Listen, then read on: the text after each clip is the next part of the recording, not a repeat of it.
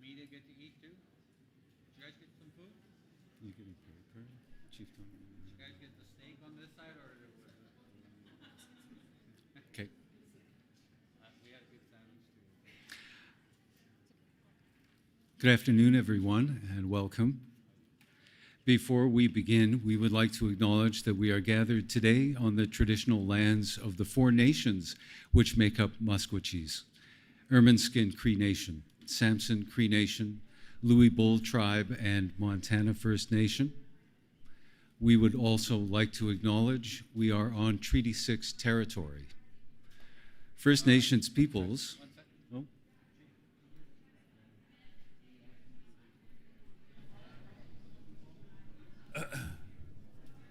Excuse me, if we can be quiet in the back there, please.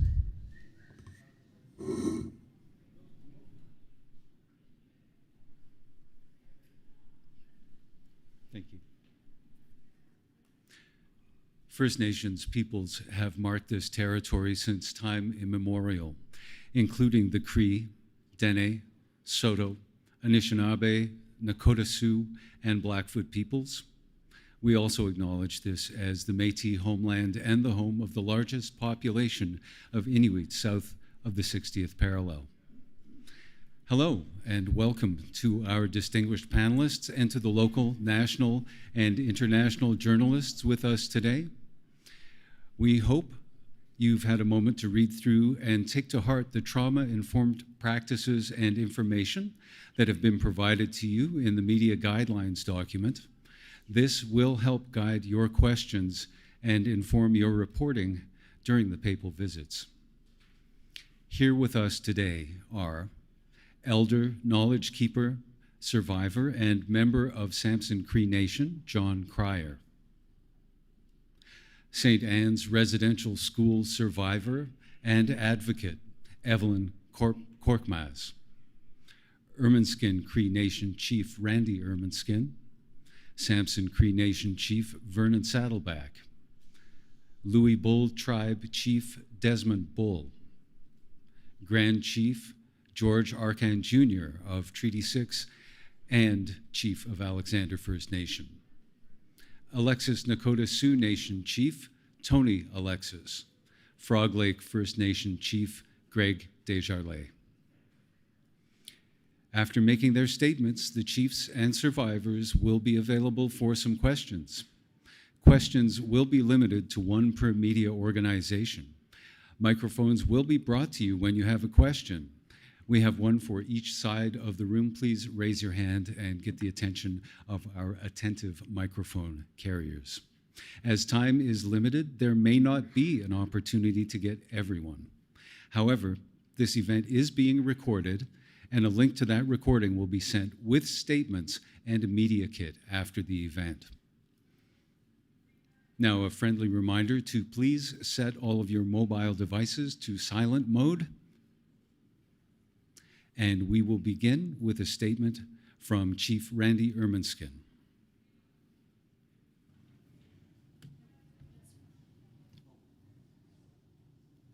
Sorry, I guess I should listen to some of the advice I'm given.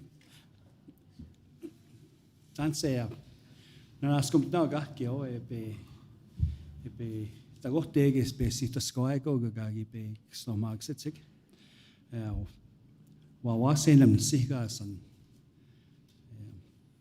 Igual tanta pues mosistanom digo ka oga pestogo isa me vino tape vista caponista mat igual tane mstaha meuga ga pesta manos igual ka kamemo ya kakio egam ga kamskama kisno giwe teom ga peotia que vichaha ko ta vista gaps ga wat gista tsek kiano me sataske hota ga kawe we so gama visto kamska ki go te mi asnigo tenigan.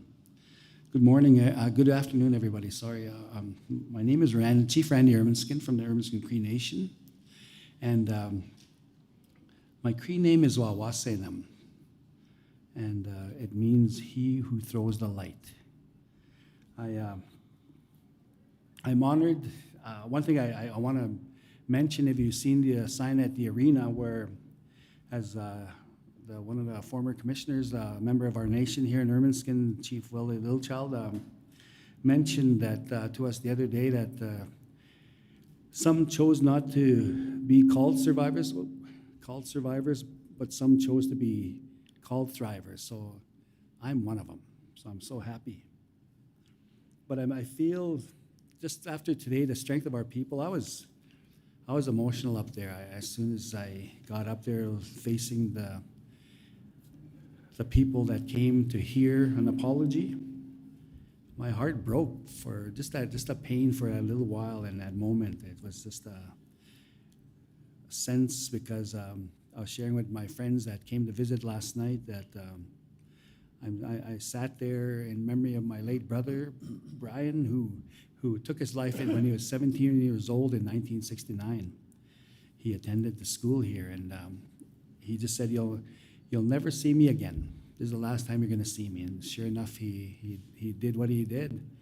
And I always think about that. He was only 17 years old, 1969. I always think back, what kind of a life I'm sure he'd be a prominent member of our nation.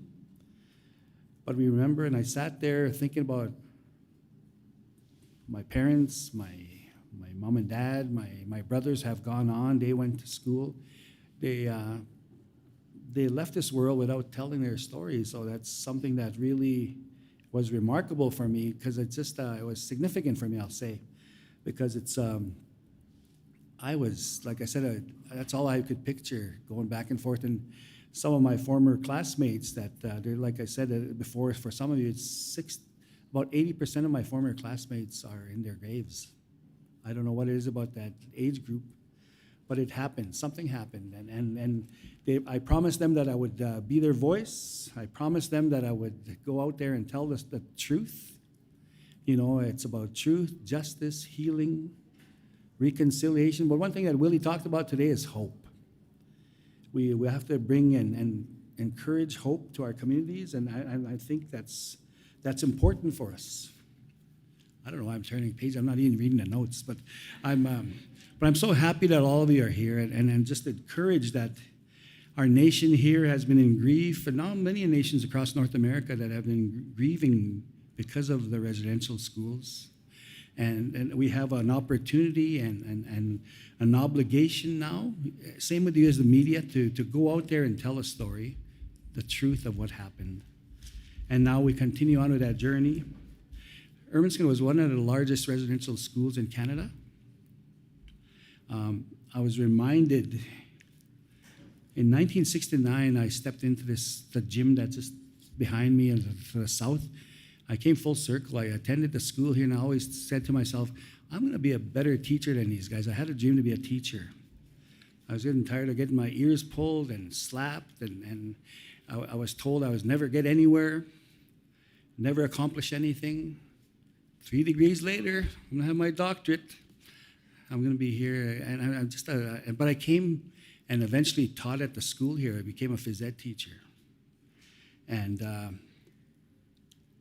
so when I was waiting for the Pope at the old residential school site, I just could just picture my first year in school.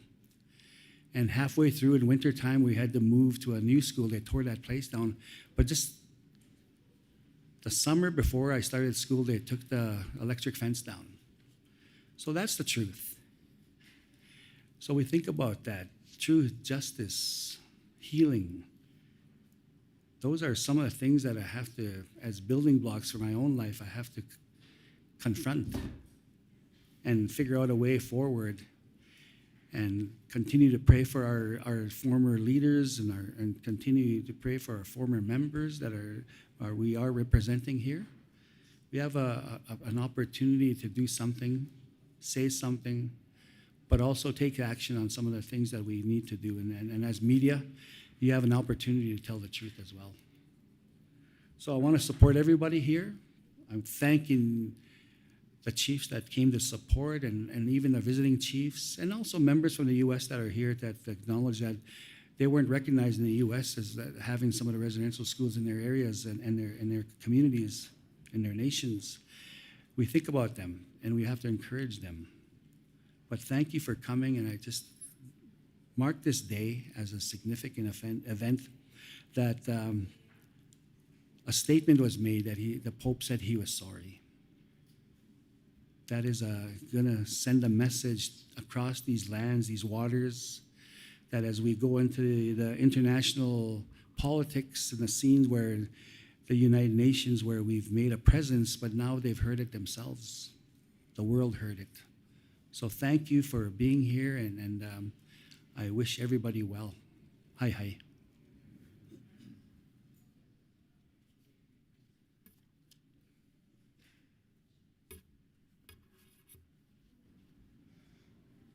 And we will now hear from Samson Cree Nation Chief Vernon Saddleback.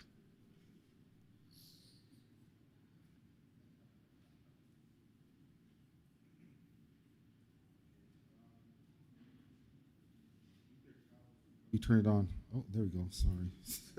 You guys are childproof. I sneak up at Netsigasan, and ask him to know, Kakio to go take Gota. Vernon Saddleback, Chief of Samson Cree Nation. I think thank you, Chief Ermineskin. I had always told Chief Ermineskin when it was announced that His Holiness was coming to our community here to come and apologize, I told him from the get-go that I was just here to support Ermineskin Cree Nation. They're our neighbor community. My mother's family comes from Ermineskin. My father's family comes from Samson, so I'm the chief of Samson, and I told him that whatever Samson can do to support, I said, well, we're here to help and do whatever we can, because I have a lot of survivors and thrivers in my community who are happy to hear the Pope was coming to apologize. Words cannot describe how important today is for the healing journey for a lot of First Nations people, and especially for the people from Samson Cree Nation. So I'm really grateful for this event to happen today. A lot of people are involved, but I do want to focus on one part of this whole day that was amazing. Early on, I asked Chief Ermineskin, do we have to speak? And he said, no. And I said, yes. Part of it is because but with His Holiness coming, it can't be, him coming to apologize is historic. It's important. And for myself as chief, I did not want this being politicized. That was my one wish for this whole thing. So I was glad no one got to speak except him and Chief Wilton. Wilton was part of the entourage that went to the Vatican to invite him, and Chief Wilton welcomed him. And he's the only one who was allowed to speak. The Prime Minister was here. The Governor General was here. We had politicians from Alberta. Our Grand Chief from Treaty 6 is here. We had the AFN National Chief here. and none of us spoke. Because for me, as Indigenous people, people from this land, sometimes we need to sit back and we need to listen. And for me today, with the Pope apologizing, today was a day for everyone in the world to sit back and listen. And for myself, I'm grateful for today. I think it was an amazing day. It's a historic day. And on behalf of my elders and all the people who've gone to residential school, I came to this residential school myself till grade 4. This is a historic day, and words fail me to say the importance of what this means to my people. So, excepitma notemtik. Thank you.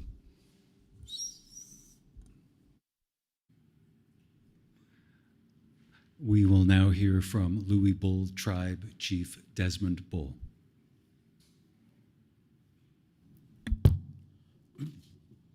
Nanse, my name is Desmond Bull. My Cree name is Okimankapau. I am the chief of the Louis Bull Tribe of the Maskwacis Nation of this Treaty 6 territory. Thank you for being here to witness this historical moment.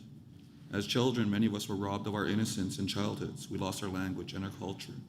The trauma we endured and inherited as long-lasting and systematic effects on our people. As a day school survivor, I am subject to trauma that is carried into my adulthood. I am still healing and reconnecting to the traditions that our ancestors were not allowed to pass on. It is still a bit of shock now, and I'm certain emotions will become much heavier in the days following this visit. We all must consider the aftermath of this apology. We may all need time to fully absorb the gravity of this moment. I anticipate this apology may weigh heavily on open old wounds for survivors. I ask those to please seek out support services to assist in coping. Please know we are here with you, and you are not alone. For some, this apology may be not what may be needed to begin their healing journey. For others, this apology may feel empty. However you feel, it is valid. I just want to share something, speak from my heart at this moment. As I have this platform allowed to bring this forward, I welcome this opportunity. If you want to help us in healing on our journey within this country or within this province, please quit stop telling us to get over it. We can't get over it when the last of our residential schools closed in the mid-90s. We can't get over it when our survivors are still here. We can't get over it when that intergenerational trauma impacts every youth, every member, and everyone who had a family that is a survivor of residential schools. Instead of getting over it, I'm asking you to get with it. Get with learning about our history. Get with learning about our culture, our people, who we are. Get with reaching out to your neighboring Métis, Inuit, or First Nations person and learn more about them. You want to help with our healing? Get with part of our healing and be part of that journey. This is what I ask, and I hope people will see this. So when you see a First Nations, please don't tell them to get over it, but get with it and understand who they are and understand why they're going through the trauma that they are going through and be a part of that healing journey. Hi, hi.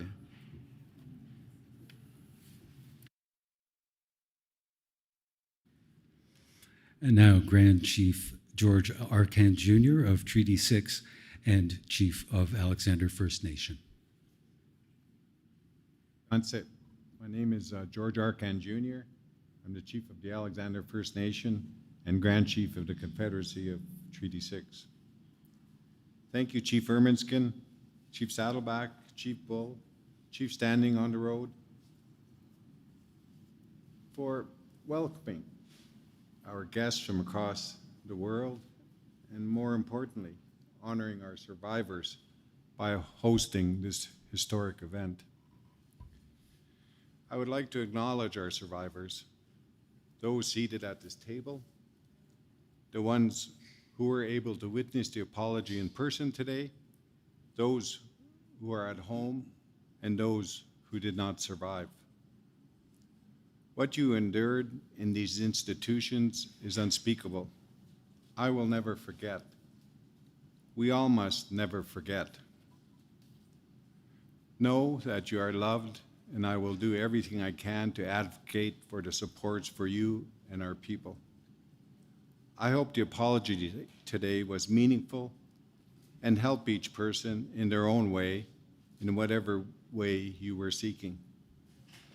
I hope you felt that today. I think today we learned that the church has a ways to go. turning that big ship is going to be a challenge. Using old analogies, moving the goalposts is a bigger challenge. In order for us to score and move our process, we need to move the goalposts. Sometimes I believe Indigenous people are too forgiving. We accept that because that's how we were brought up. We welcome people into our homes because that's what our parents taught us. Sometimes we don't question things.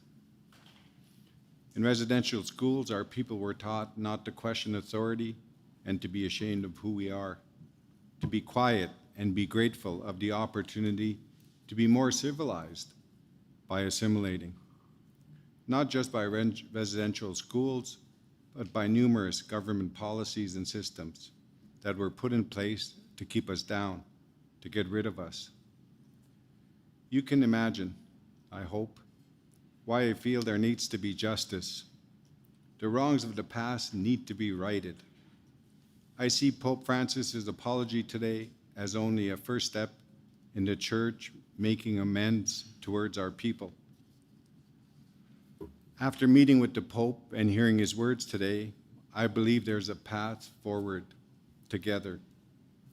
There's a lot of work to be done. The system within the Church needs to be unlearned. Their ways of patronizing our people and repair the relationships by looking to us as partners. I have faith this can be done. I know it can be done. We've been doing this for a long time. We've been letting people into our homes for a very long time. And now we need to start thinking about how we can share that and how we can begin to challenge people as we let them into our home and try to understand the things that are going to be brought into our homes. I'm hopeful Pope Francis has shown grace. He can lead the change for his people, and we are prepared to walk alongside them in their reconciliation journey. I thank him for honoring our request to deliver this apology in person. It is a gift for many. I ask Canadians to show kindness towards our survivors, their families, and our communities. Some of us will be deeply impacted. Some of us will have to go home to our people and deal with the consequences of the things that happened today. Some of us will have to, for years, continue to deal with the fallout that has happened. I am hopeful that the Government of Canada and that the Church will work with us to find a path forward. As of today, we have no agreement. We have no commitment by the Church or by the Government of Canada to move things forward. We hope and pray that by the end of tomorrow, when people in the world and everywhere start to understand our plight, that the Government of Canada and the Church will reach out their hand and say, let's get serious. Let's talk about doing something that matters. Keep our people in your hearts and in your prayers. They will certainly be in mine. Today, I believe we begin a new journey. Today, I believe we now start to have to do the work necessary to make things better. And I sit by my fellow chiefs and survivors to build that new road, to create a better place for our people to live. Hi, hi.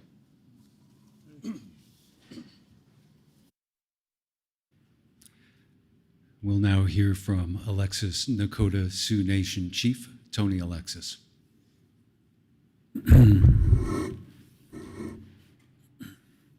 Aboshtet ipenoito ninahabanin. I'd like to acknowledge the Maskwacis chiefs for hosting us here today, all their people, their elders, their young people, their survivors. We hold them up today for taking on this responsibility to look after this apology that was made here on Treaty 6 land. It's important for us to acknowledge that the harms that happen here on this land, the apology was given here on this land. That's really important to recognize. You know, we stand with the survivors, we think about them. And then we also remember the children and the grandchildren of the survivors who have passed.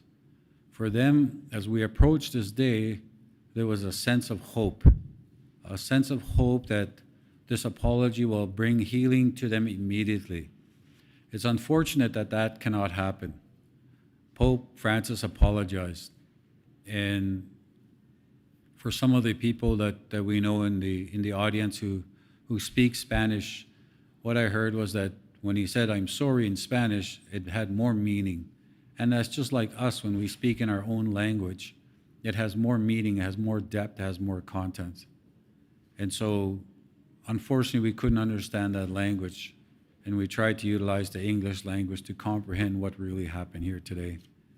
And so there's a lot, you know, of hope that people brought here. And as soon as the apology started, people were triggered immediately. You could see it in the audience. You could see it and you could hear it from different messages we were getting as we were sitting there, that it triggered an opening of a wound again. And this wound that has been opened again, we can't just leave it like that. We really have to take the steps to make sure that we help heal and recover our people. And we are doing that on our own as Native people. But the partners that are participating in this, the people who help cause this through policy or through their own hand, which is the church and the government, they too need to step up to this. You can't just say, "I'm sorry," and walk away. There has to be effort, there has to be work, and more meaningful action behind it. There was a call for an investigation. The investigation has to be done not by Canada. It has to be done by an independent. So there's a lot of work that still has to happen when we were thinking about this. And, you know, we are trying to find what is it we're going to do. And for everybody here that could not make it, we are here for you as a witness. And we've observed the songs that were sung by our people, the feathers that were carried by our leaders, the elders who were praying for us and hoping that we do a great job even as leaders sitting here right now. We were your witness. And how we perceive what happened today, it could be a failure or it could be a positive. And it's for everybody to judge that on their own because it affects everybody at different areas of their healing. But we know there are many who are focused right now on the thought of healing, and our prayers are with you all. Our prayers are with you and our thoughts are with you. The work is going to come from us. The outside have never really brought good medicine to us. It's always been us that looked after one another for thousands of years. And we will continue to live in that way and we will continue to grow in that way. But the apology that was made was validation that that really happened. And for the non-Indigenous community to witness them saying that this really happened is a validation for everybody of healing. And recognizing that there will be a wave of emotion throughout this country as well as in this region. As host for tomorrow's event, we have our relative, our brother, Don Burnstick. He's going to be in Alexis today at 7 o'clock and at the camp that we're hosting, and he's going to be doing a show. And his theme is that it's healing through laughter. So we invite everyone to be there as well. But I just want to say to everybody here, thank you for being witness today. All the media who are here from all over the world, the people are watching, and we too are storytellers. So the story you tell has to be told in a way that today is a historic moment in life that says that we are standing on our own too, and that we, because of how, in spite of how hard it was to share the tough stories that our people shared, that brought the leader of the church here to come and apologize here on Treaty 6 land. We brought the Prime Minister of this country to stand here and be a witness as well. And we also brought the Premier of this region to be a witness. And so to all the survivors, thank you. And I just want to say to everybody, Ishnish, look after one another. Thank you.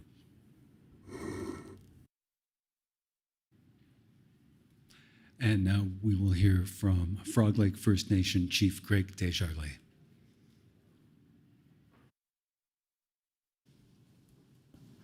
Hanista, Nanaska Mao, Mamotawi Mao, Nanaska Mao to Winskow, Asemina Tamskat no Kakyo. I said, I'm thankful to the Creator for today, that He allowed us to get up. My name is Greg Desjardins. I'm the chief of the Frog Lake First Nation, Treaty 6, Alberta.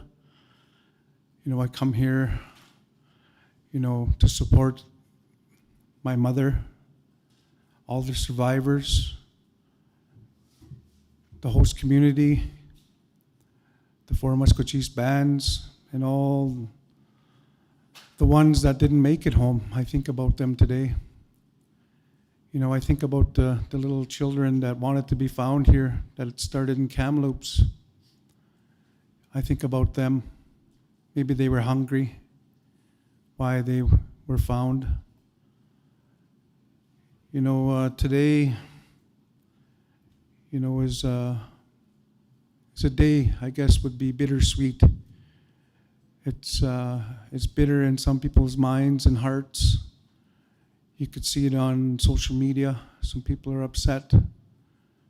But it's also sweet for some that have moved on and moved into a direction of healing and owned up that there is a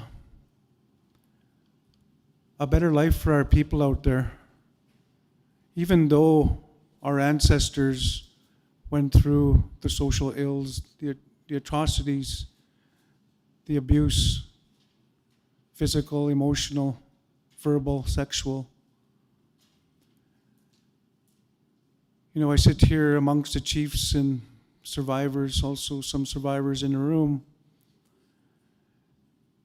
But this apology, we could take it, accept it, and move forward the best we know how, or we can be stuck. I want to encourage the survivors to move forward in a good way, because we are the products of these survivors. Some call them thrivers. They're the drivers as well that are going to help change the landscape for our children and grandchildren. I felt the apology to be sincere. I felt the Pope really, did some homework. He dug in and made it as meaningful as he can. The language is the barrier, but he gets to speak his language, where today I can't speak mine. And that's what we have lost. But I want to thank those that got us to today, those that kept on going, those that hung on to their children and didn't give them to the system. The child welfare is the modern day residential school today. The jail system, where our brothers and sisters, why can't the government and the Vatican work with us and build some nice facilities to heal our families, where we lost our parenting skills as well. But I too, I'm an optimist. I believe that there's hope for our people. Our people come a long ways just by using their hands, their heart, their mind, their work ethic. So I just want to thank each and every one of you for being here and for listening to us as we are part of history today. And in closing, I had to learn about the Vatican flag yesterday real quick because it intrigued me. There was 2 keys on that flag. And the individual from the Vatican said, it's in the Bible. Those are the 2 keys to heaven. So what I'm hoping here today is the Pope brought our key as First Nations people to heal, to have a better life, to prosper. Like I said before, First Nations were never part of the problem here on Turtle Island. Our kindness, once again, was taken advantage of. But that's a teaching for our children, to be kind, to greet each other in a good way, to love, to respect each other. And we can learn off our children. And they're the ones that will help us break the generational trauma. So with that, Nista, I'm thankful for today, thankful to the Creator. Things happen for a reason. And let's learn to coexist the way it's supposed to be. I think about my relatives, my friends, and my families that are lost in addiction. They call them homelessness. And some of them have names for them as they stagger down these back alleys in these little towns. But them too are human beings. We pray for them today and we think about them. We are different shades of skin on the outside, but we're in this inside, we're the same. Remember that. We are all God's children. So with that, thank you for coming. We thank everybody for today, the host, the elders, the drummers, the Escapios that helped the best they could. And we need to move forward one day at a time in harmony. Thank you. And now we will hear from Elder, Knowledge Keeper, and Survivor, as well as member of Samson Cree Nation, John Cryer.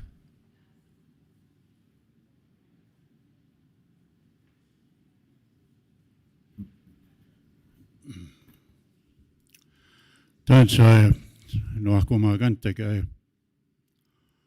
nanas ko mo ay ogisay mirino epe tagote Mina, the Prime Minister,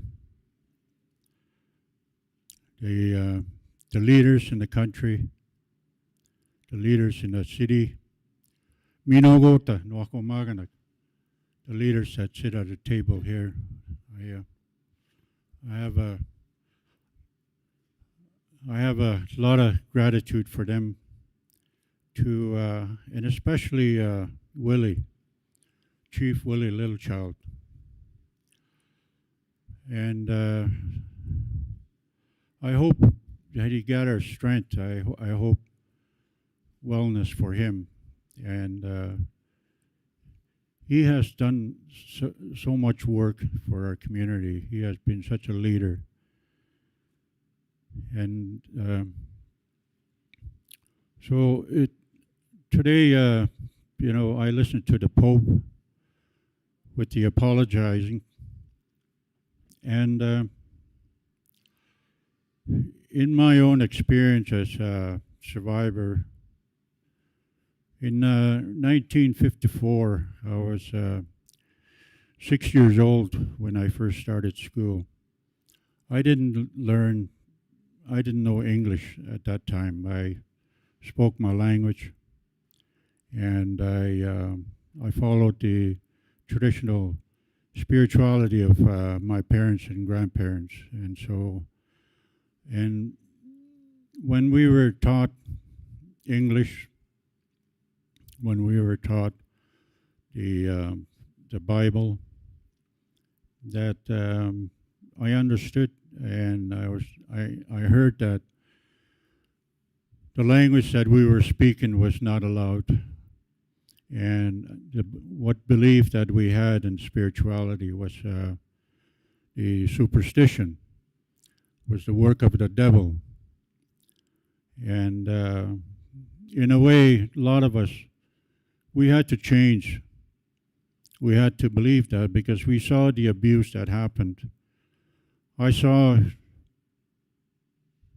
little naive children wanting to please adults, being physically beaten because they couldn't help it but speak their language. They didn't know the English language. And so it was beaten into us. And when I think about it now, the kids were taken away from the parents, and where we have the arbor, there was a big open field there, and all there was just a wagon road, and there wasn't a road that went through, just an old wagon trail. But we used to see some parents come and camp, set up a tent just on the other side of the fence so their children could see them, even though they weren't allowed to come into the grounds, and the kids weren't allowed to go across the fence. So they would wave at them. And so so I think, the reality of, what happened a long time ago is it's hard to talk about. And so many people, I believe in my own age or what we have experienced, we don't like to, we just shut down. We don't like to talk about it because sometimes it's hard when some people are wanting to be convinced that, those times were bad, and sometimes you just, shake the head and say, it's just hard to explain. What I feel, my own observation after all these years now, is that I believe that the most important aspect of who we are as a people, the spiritual part of us, was we were spiritually deprived, spiritually abused. And by changing our belief system, it changed our belief system in what our parents, our grandparents had taught us. It changed our belief system of what gave strength to the community, what gave strength to the reason to speak the language. I was fortunate that when I went back, that my parents were still, they would only speak to us in our language, and so we were fortunate. Even though I had lost most of my language, when I went back and when I left school, because most of my family and my people of my peers were in our traditional spirituality, and so that became home for me, and so that's where I relearned my language again. It just didn't feel good to speak the English language inside the sweat lodge or inside the lodge of any kind. And so speaking the Cree language came back, and that's what really helped. Today, I'm involved in a lot of different organizations. And one of the organizations that I'm involved in is we're talking about appropriation. And I believe now what happened is that, we use the word white people. And, for me, I say quote unquote white, because there really isn't any nation that I know of, any country that I know of that's called white. So what I understand is that it's a concept, a mental concept that has been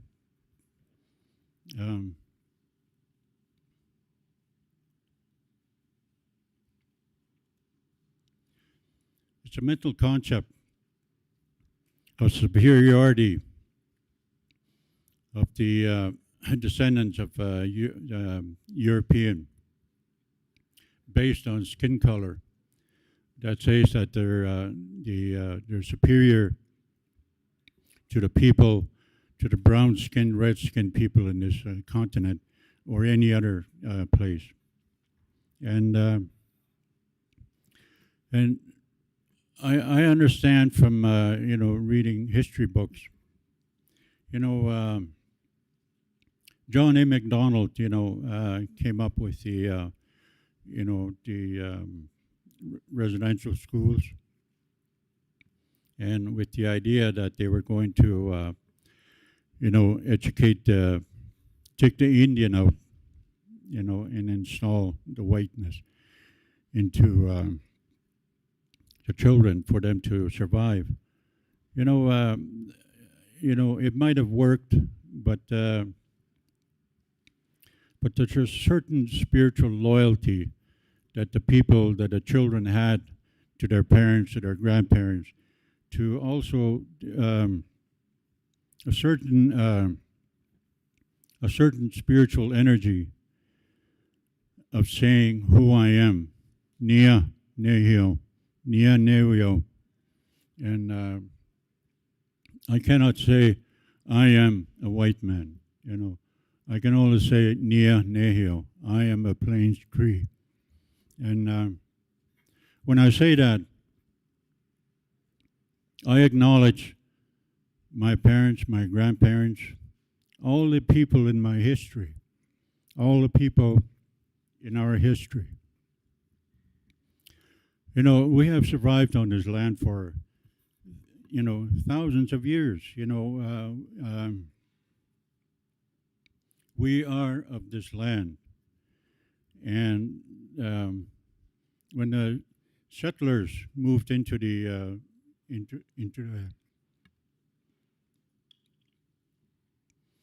country, what I observe is that, and I think the same thing, it still happens today, where we demonize, a certain country, and then we bomb the heck out of it, then we don't have to feel guilty. Our people were demonized on this land. We were called savages. We were inferior to the superiority of white, and so it was okay to take the land. It was okay to put us in residential school. It was okay to push us into reserves where the land was mostly, rejected. And so, so all these things have come about. And so I asked myself, is this apology enough? And so, I see the leaders of the country, You know, if this apology is to work, what is the other side of the treaty doing about it? We're all, beneficiaries of the treaty. We benefited, as best as our leaders could negotiate from the treaty. But we lost a huge amount because our leaders were naive that our land could be just taken away like that. And so what I understand now, from this apology is that 50 years from now, what is this going to look like in relationship? 100 years from now, it's been 500 years since the settlers arrived. And here we are. 500 years from now, what is it going to look like? So my belief is that this is a huge opportunity. You, the press, are the spokespeople. You, from your writings, you send a message to the rest of Canada. What does the rest of Canada need to hear from this apology? What's happened in our community? We are emerging. Our people are, just from the necessity in recognizing enough, we are now beginning to stand strong. We are beginning to heal with each other. We are beginning to heal from these wounds. And my thought on that is that we are much greater than the physical abuse and the sexual abuse, the mental, spiritual abuse that we have experienced. We are much greater than that. And we are beginning to, we begin to see it in the children and the youth who are now graduating. And so the time, I believe, is changing, and so, as the people get stronger, we want to bring the men out of the prison. We want to bring the women out of prison. We want to bring the children home from foster homes. And so we believe and we know that we can do this work. And, it's always been with us but we have never had that control. And so now, it's an opportunity to share the land. It's an opportunity to share the resources. It's an opportunity to share so that Indigenous people can walk the streets and feel safe. Indigenous people can walk in town and feel included, not harassed by the police or identified as vagrants. We are of this land. We are not vagrants of this land.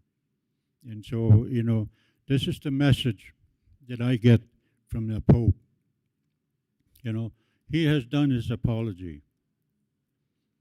And so the church and the rest of Canada, the governments,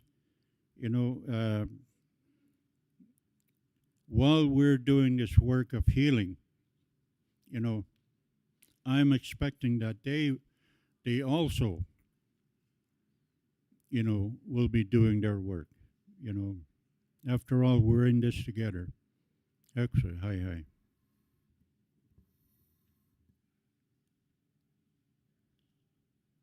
And now we will hear from St. Anne's Residential School survivor and advocate, Evelyn Korkmaz.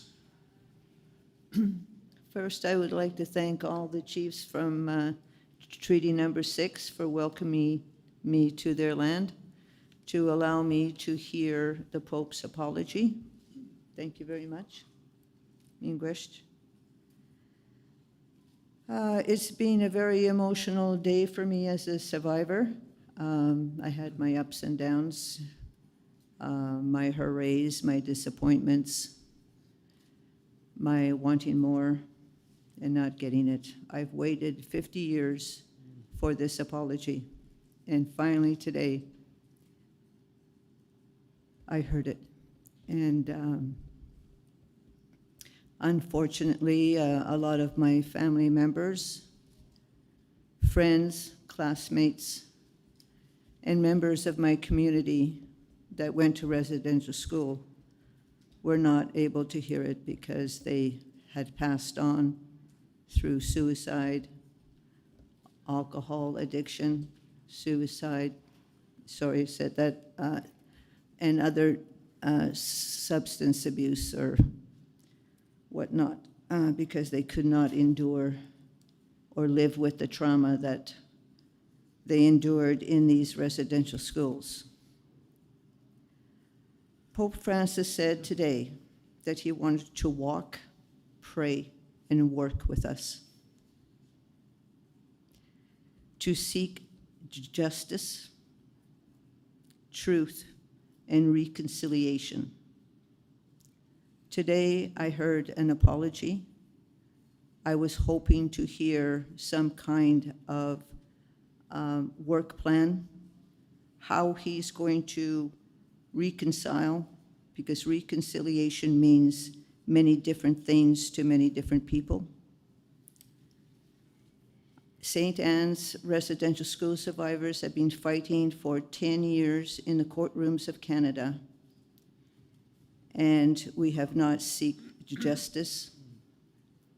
St. Anne's residential school is the school that had the electric chair,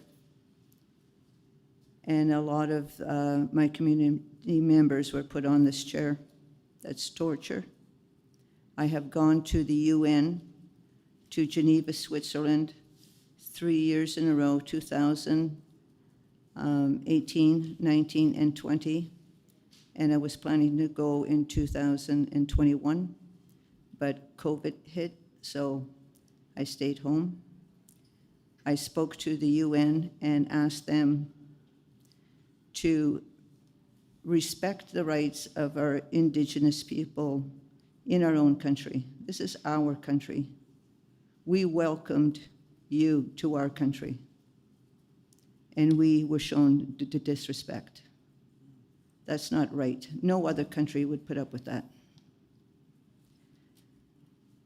I'm hoping to attend the Quebec Pope's visit. There, I'm hoping that he extends his apology with a work plan on how he is trying to seek reconciliation with us, how he wants to work with us, because there was no mention in his apology of releasing the documents that we desperately need across Canada. These documents have our history. These documents hold where these unburied, lost souls were buried. These documents hold the identification of these children. It would give their families, loved ones, closure. Everybody needs closure in order to heal and move on. And this is all we were asking, is for those documents to be released. They belong here in Canada. They belong to us. This is our history. They don't belong in Rome. They belong here.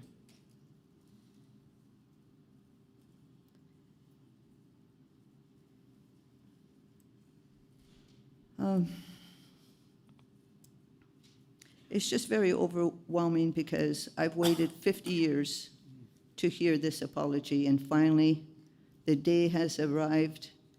Part of me is rejoiced. Part of me is sad. Part of me is numb. But I am glad I lived long enough to have witnessed his apology. But like I said, I want more, because 50 years is too long to wait for an apology. Thank you.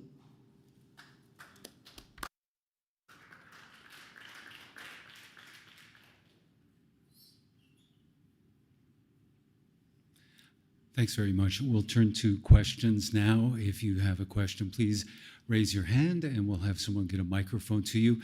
And just a reminder, we would like to limit questions as time is limited to one question per media outlet. Please state your name and the name of your organization. Hey everybody, thank you. My name's Jeff. I'm actually working for Samson Cree Nation and Ermineskin Cree Nation. So I just want to thank you for inviting us and welcoming us to Treaty 6, to the lands here. If the chiefs are okay, just for all the media here, if you can, there's a powwow in a couple weeks. You should come down. Maybe you can let us know about the significance of Wilton Littlechild, Chief Wilton Littlechild, passing on the headdress. Obviously, I'm not asking to speak for Chief Wilton Littlechild, but maybe a lot of us folks here don't understand how important that is and what that actually means. And I'm hoping somebody, it can be anybody, who would like to take that. Thank you.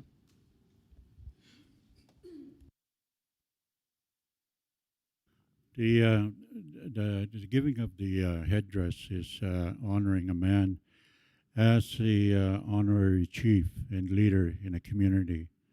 And so in doing that, he's actually adopted him into as one of our leaders in the community.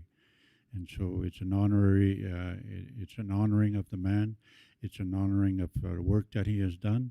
And it also is recognizing from the community that here is a man that belongs into our tribe.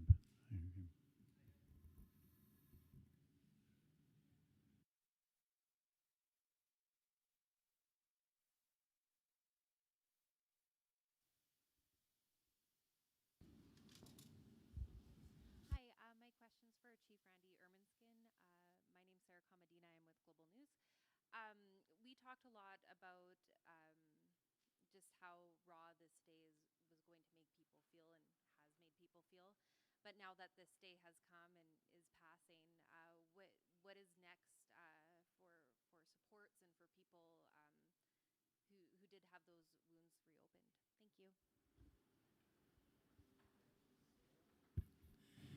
I think the biggest thing here, and it was mentioned earlier that the Pope came to make an apology, and forgive me for saying this, but he didn't bring a checkbook, right, to fix all these things. But at the same time, the Prime Minister and the Governor General, which the Governor General supposed to speak on our behalf with the Queen and the Crown. So she has a responsibility. She heard that there's an apology, and her work begins now to remedy some of these things with whatever services are available for our survivors and those that did not make it. I think that's one thing that my brother, former chief from Alexander, said, what about my parents that didn't make it, right? What are we doing to honor them? And that's such an important thing, because I sat there, like I said, with remembering my own family members that have slowly passed on lately and not able to talk about their experiences. So I believe some will begin to speak, some will either retreat even further back, and we need to find that way. And I was talking to our mental health here. They're saying that they're going to monitor Facebook and see what's going on.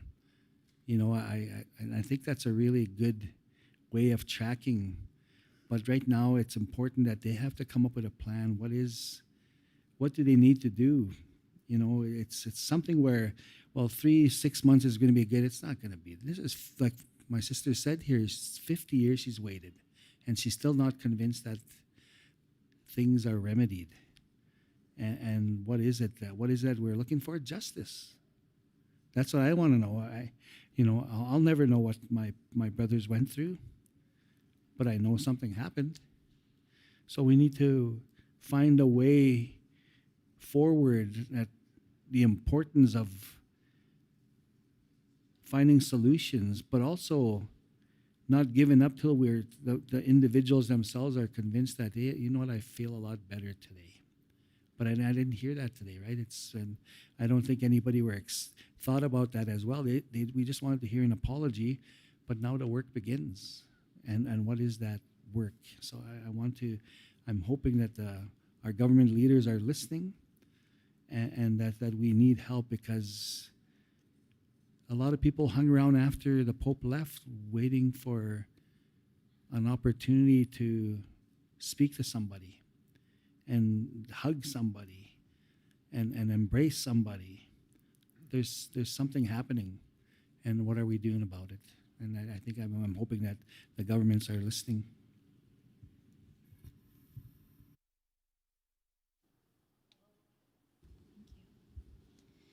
Hi, my name is Fakia.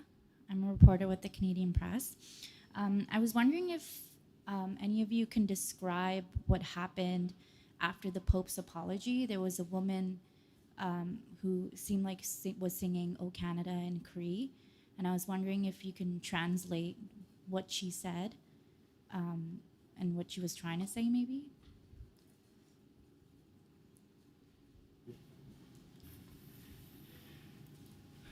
There's a term in our language, and Willie mentioned that the Cree term for Canada is a kanata. This land was, I think there's a statement that the Freedom Convoy said, "True North, strong and free." Our land was pure, and it's hurting, and because our people are hurting. And that's what she was trying to demonstrate. This land was, before the settlers came, before this disruption, we had a way of life. And that's what she was trying to get the message across. As young as she was trying to send a message that something happened, there's a disruption, we had a way of life, it was disturbed. Now, what are you going to do to fix that? And that's what she was trying to get across. And because nobody else would have said that, I think on behalf of those that didn't make it, she spoke. She made a statement to everyone that there is a great deal of work and amount of work that needs to be done today going forward. But that's what the Cree term means, a kanata.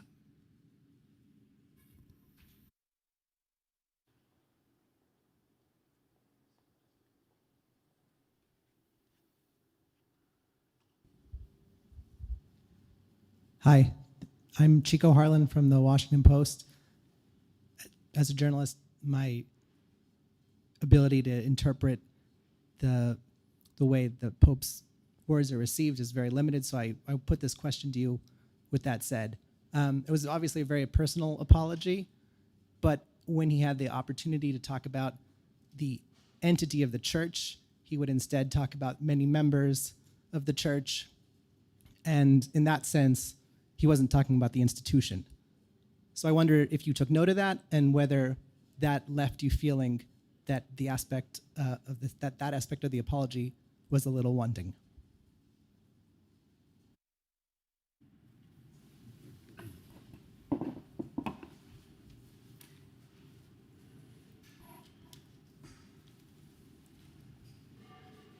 Today, I'm really very, very happy because I brought my mother with me. My mother's not here, but she has a cross, and my mother is very Catholic, and my mother would have been very pleased to hear and have the Pope come to Canada and come to Alberta and talk about the things that our people have been struggling with for many, many years. But I have a unbalanced feeling. On one hand, I'm very happy and somewhat overwhelmed with the Pope's words.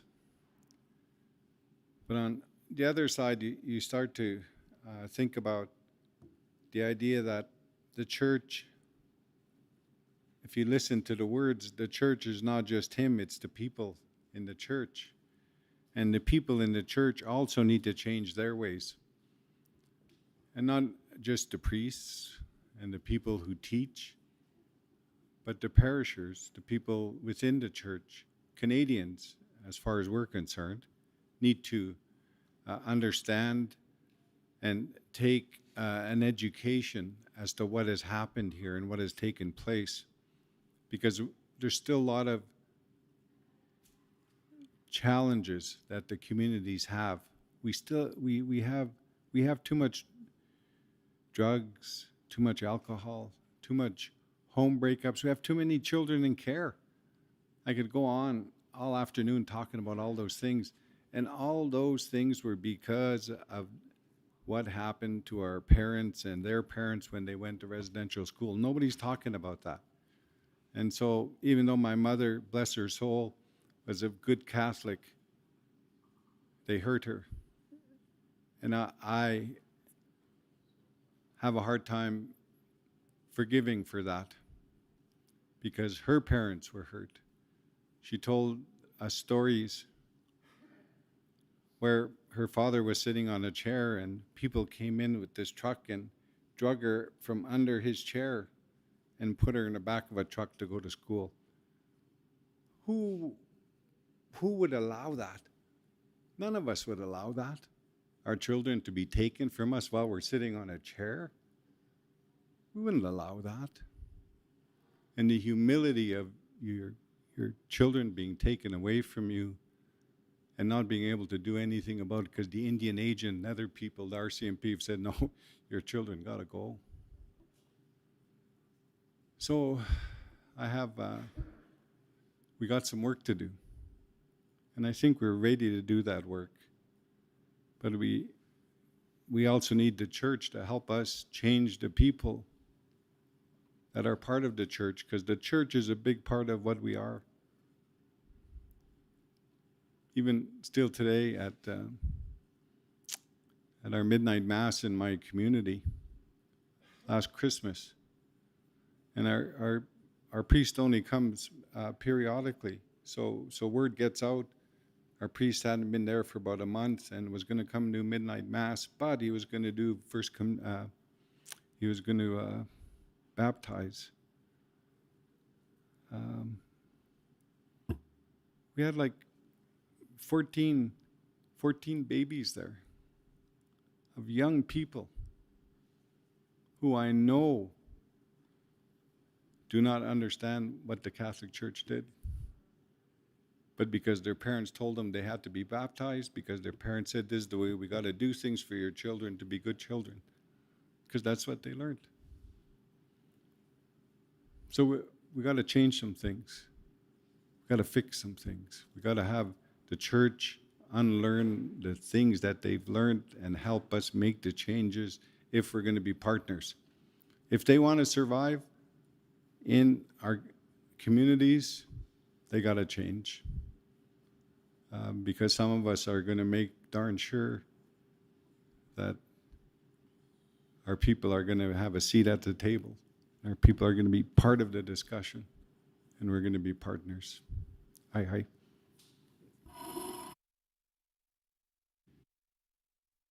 Were there more questions? We're packed in here pretty closely. I want to make sure we don't miss anyone. Oh, okay. Thank you. We'll just pass the mic forward to you. Thank you. Hi, I'm Daisuke Nakai. I work for the Asahi Shimbun of Japan. It's a similar question to the preceding one, but how would you compare the Pope's statement to the one he made in April, and what was the difference for you? This is probably best for Grand Chief Arkan.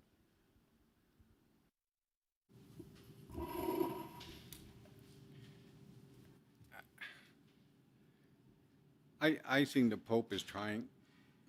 I do. I think the Pope was genuine today, but he's got a big institution.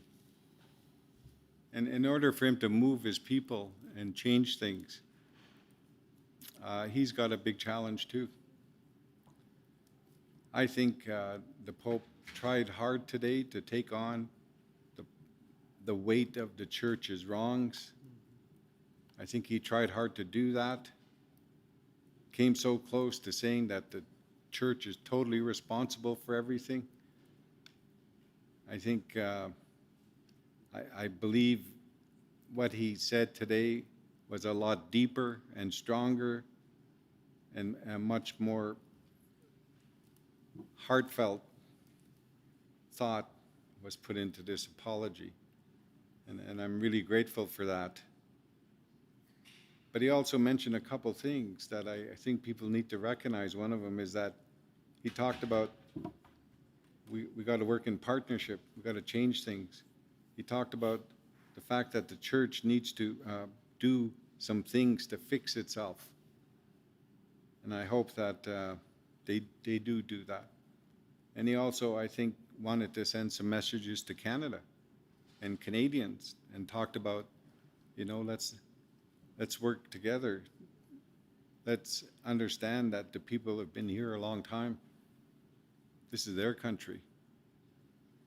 And his messages were clear today. So I hope that while the apology was had some similar pieces, I felt today was as far as the Pope could go, and that now we need to start seeing some action around the Pope's words. And I think he, if I understand their system, I think he charged the archbishops and some of the cardinals to take on that. So we will be knocking on those doors on Wednesday morning.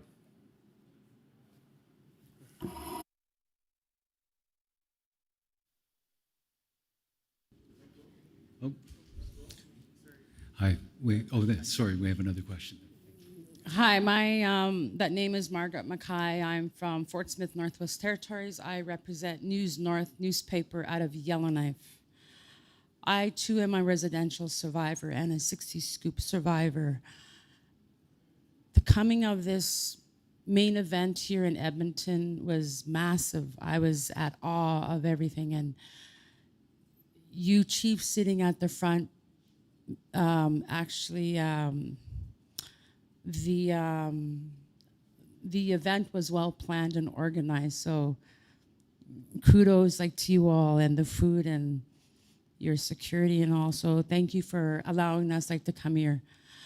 One of my main questions is that now that you leadership are aware of this reconciliation with the Pope, are you as leaders going to follow through and move forward in having, to form a elders committee or with the Roman Catholic Church, to move forward on your agenda and to speak to other First Nations leaders all across Canada so you can form one committee and to make it vocal and advocate for the residential school survivors is my question.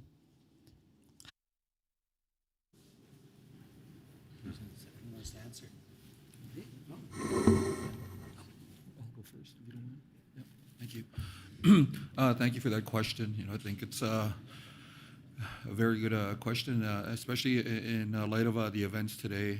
I think him coming to apologize, means a lot in regards to us creating that first step toward healing. But also, when I say this, I speak of our brothers and sisters, within United States, within Central America, within South America, that were impacted the same as us. Definitely we're going to start our journey, and I'm hoping the church can see their way in time to reach our brothers and sisters in the South, and put in consideration that they too also want to have some sort of healing process. It was good that we got the government to make that apology before. It was good to get the apology also from the Vatican. But I think also moving forward as part of the healing process, There's other groups that need to come forward and realize the atrocities that occurred to First Nations people, Inuit and Métis alike, were all systematic within other groups also. Maybe even the RCMP, in light of the work they had did in gathering our children and bringing them to those residential schools, should have that apology also. It'd be good to see also maybe something from the Crown. That would be ideal in regards to us and part of our healing process. Maybe even Canadian citizens alike. It'd be nice to hear their input in regards to how they see themselves as part of this healing process. This is a long time coming, and I respect and admire our elders for stepping up and speaking as survivors of residential schools and the impact that it had. Our elder, 50 years to wait for an apology was a long time. That shouldn't have took so long. I think we are here now, and I think we have a bit more work to work toward in regards to finding that closure. Hi. And we've come to our final question in the front row here. Thank you. Tansy. Hello, Chiefs. My name is Danielle Parody. I'm with APTN. My Cree name is She Carries Knowledge, and I'm a little too close to this mic, so I'm sorry for the feedback. The question that I had was, and this can be for you, Chief George, but anyone can also answer. Would you like to see, when we talk about justice, would you like to see criminal charges for the violence against children? Hi.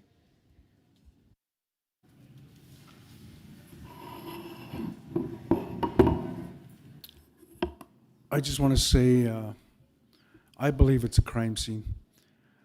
I had an elder in northeastern Alberta remind us some of these schools had incinerators. She said you can smell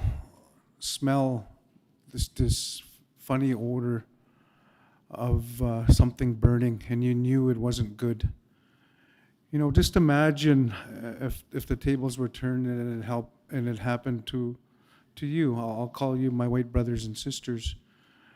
And and I think it is a crime scene, and there should be an investigation like what was shared by an outside source, not the RCMP.